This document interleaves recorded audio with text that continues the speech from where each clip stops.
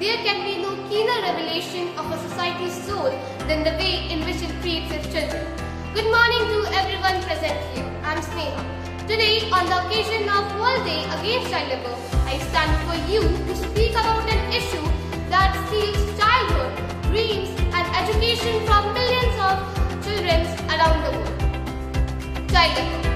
Have you ever wondered how painful it is for a child to carry bricks instead of books, to work in factories instead of playing in parks, or to struggle for survival instead of going to school?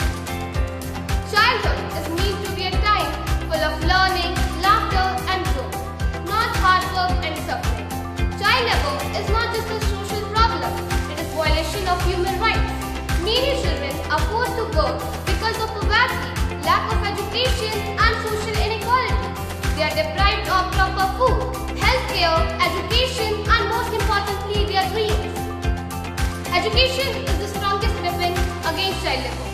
When a child goes to school, the future of a family, a society and a nation becomes brighter.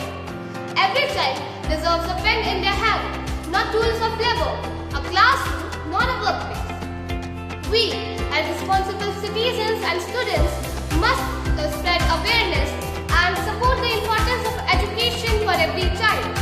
Even a small step, speaking up against child labor or helping